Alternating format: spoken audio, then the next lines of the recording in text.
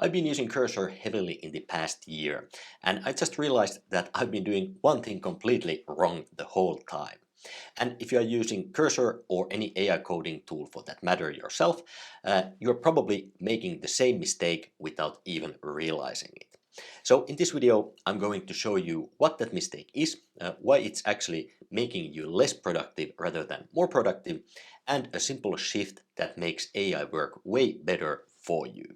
So without further ado, let's dive right in. So here's what my workflow looked like for months. I'd write a prompt for Cursor, hit enter, and then I'd wait. And right away, my brain would be like, okay, the AI is working now, so this is kind of dead time, so you should be doing something productive.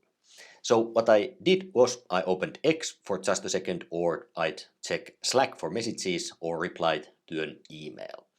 And then I'd come back to the AI and it would be done. Sometimes realizing it finished 15 minutes ago and I didn't even notice. So here's the problem.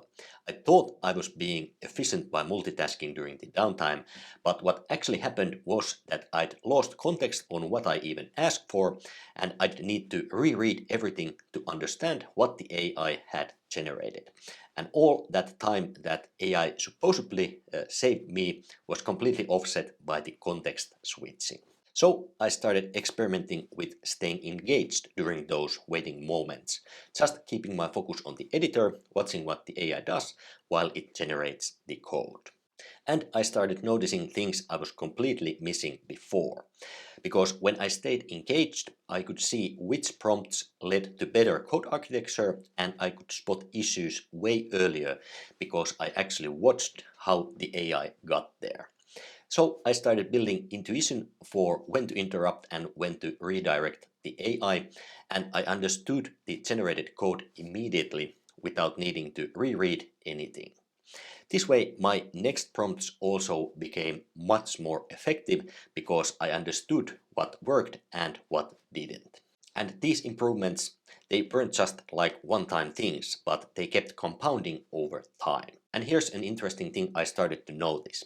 This creates kind of two different trajectories for developers. The ones who find ways to stay engaged during those 30 to 60 seconds, they seem to improve faster with AI. And those who fill that time with distractions, well, they experience much slower improvement. And look, I totally get it. Those waiting moments genuinely feel unproductive, and your brain naturally wants stimulation, and reaching for your phone or opening Slack is completely automatic in those situations.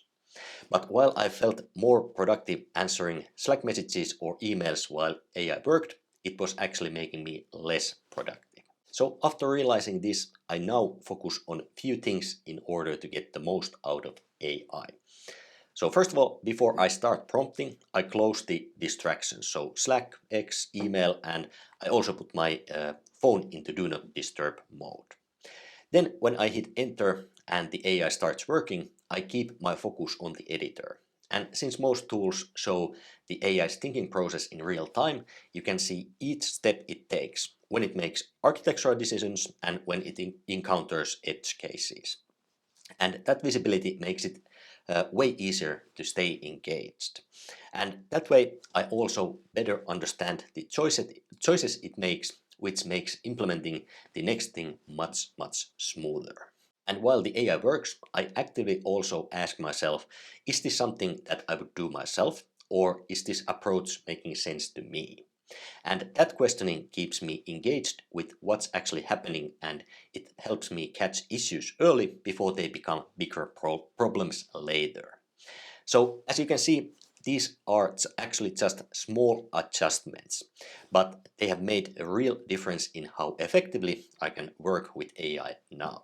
I really hope you found this video at least somewhat helpful, and personally I'm always looking ways to improve, so I'd love to hear what your experience have been with AI. And do you stay engaged while the AI generates code, or do you context switch to something else? Let me know down in the comments.